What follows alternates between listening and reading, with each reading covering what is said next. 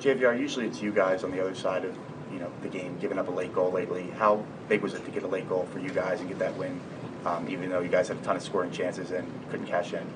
Yeah, for sure. I mean, certainly not the start we wanted to the game, letting up a goal like that on our line's first shift. But I think we've done a better job lately of just sticking with it and not, when things go bad, not letting them start to snowball. So certainly we stayed in the game, hung in there. Hartsey made some big saves to keep us right there, and obviously again we were able to capitalize on some chances finally.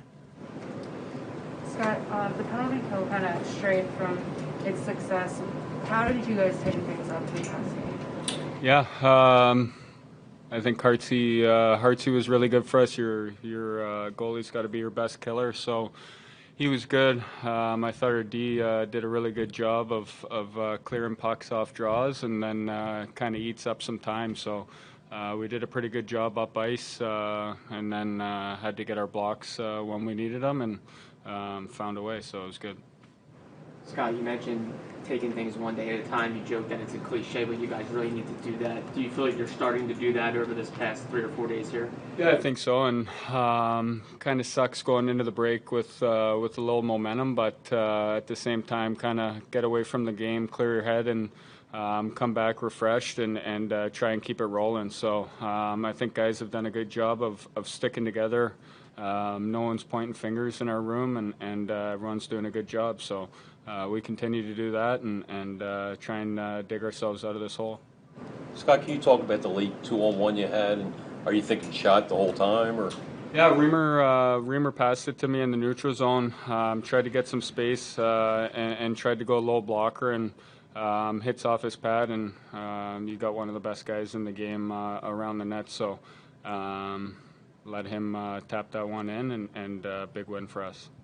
Following up on that, how much of that shot placement is, obviously you're hoping you beat the goalie, but is there something in the back of your head where if I put it there, even if he stops it, that's setting up JVR for a rebound? Yeah, I think so, and yeah, I'm trying to shoot kind of over his pad, trying to hit the post almost, and he made a save, and Riemer goes to the net. So that's what I'm thinking there, and it worked out, but yeah. James, you mentioned not letting bad things snowball, especially if things happen early in the game. Why has the team been more resilient in trying to put together a better response to some of the bad things that happen early in games? Sorry, did you say why was it? Why has the team been more resilient?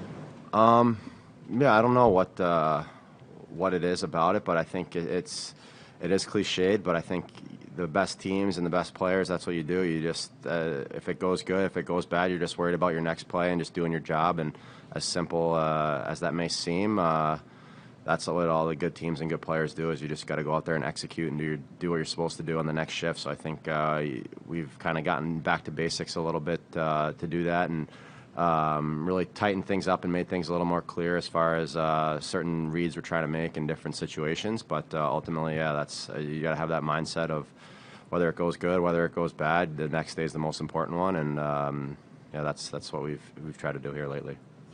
James, what is some of the feedback you guys got from Torchetti from the first game? Yeah, he's been good.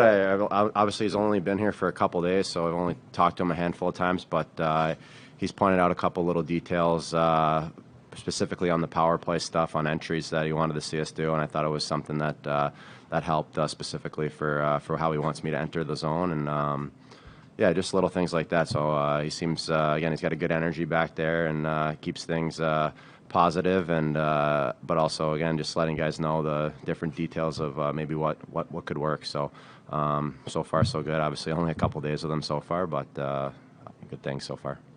Mike was just saying that going into the third period and win a period, win a game mode, he said that he saw a level of confidence that really wasn't there till very recently. Did you feel that in the room too?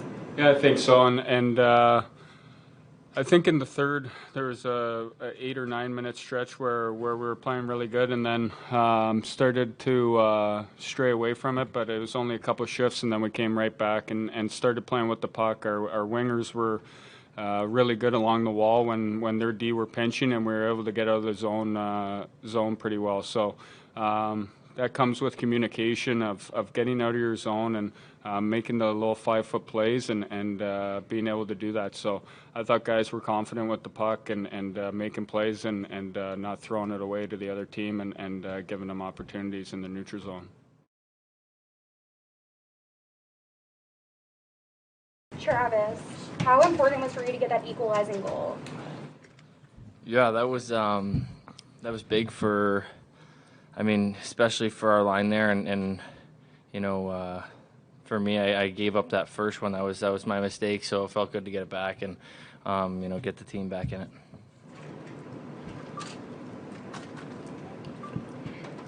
Travis, when you know, when you get on the scoreboard, especially like, you know, with kind of an individual effort like that, you know, force a turnover, beat the goalie clean, do you find that it's easier to, you know, have even more energy the rest of the game? It seemed like you were especially engaged in the second half. Yeah, I mean, first off, I don't think that was individual. I mean, if you watch it, Lottie made such a good play. He's reloading and doing the things that we're being asked to do, and it just creates offense, and I ended up being the guy getting the shot. But yeah, I mean, sometimes it's how it works. It shouldn't always be like that the energy's brought from, you know, from a goal or, you know, big play. You've got to work on your consistency and having that, but it definitely helps, you know, put a little extra hop in your step.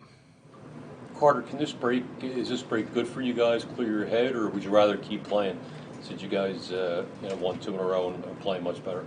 I mean, I think it'll be good for us to kind of just step away from the game for a little bit, reset, come in fresh. I mean, it kind of allows the guys with injuries right now to a little bit extra time to recover, and I mean, hopefully we'll get them back soon. But no, I think it'll be a good break for us, and we just got to make sure we come back ready to go for the next game.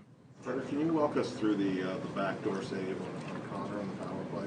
Was it in the back of your mind that they might try to work that kind of play again? Yeah, I kind of got caught on my feet there. He makes the pass, and I just pushed over, and luckily I got it. So, yeah. What does 2 straight wins do for this team's confidence? Obviously, you guys are in a hole, but it's certainly progress there. Yeah, I mean, any success is good, and you know, as long as we're, you know, we realize the wins are good. We're obviously doing some things right, but we're not satisfied. We got to keep pushing and keep installing you know, winning habits into everyday routines. And you know, and I don't think this group's satisfied with the 2 wins. We're pleased with the outcomes, but you know, we all want to do better, and we're all competitors. So I just got to keep working.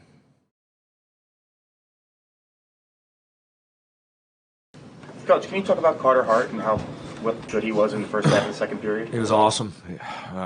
You know, it's I think one of the things that we kind of touched on after the game that we've really been trying to stress and work and build on is when the other team scores first, staying with your game, staying in the game, and giving yourself an opportunity to climb back into it.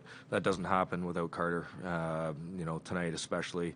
A couple key moments. Obviously, they got a 2-0 at one point. The penalty kill, we gave up a pretty big look, a huge look, backdoor, and he was outstanding. So, you know, obviously, when he's playing like that and he's competing like that, or any goalie is for that matter, it really builds a lot of confidence in your group and gives you a chance to settle down and get back on the attack.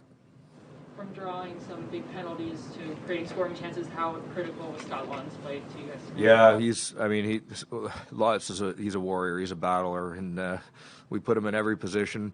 You know, one of the things that I like about Lotz is he's selfless, and you see him blocking that shot at the end of the game. Game's probably out of reach at that point, but he's still laying down to block that shot. Saw that similar play with G right at the very end. But lots, and you know, there's been lots of opportunities and lots of guys that are getting looks on the power play, and you know, we need him in so many other areas, and he doesn't flinch. He just goes out and plays for the team night after night, and obviously a big part of why he's got a letter on his jersey right now. Mike, obviously this is the last game before the All-Star break. Yeah. Where do you think you guys as a group stand entering the break? I just, you know, I've been saying this for a while, that it sounds crazy that we are losing all these games, but I could feel improvement in our game. Certainly by no means are we there yet.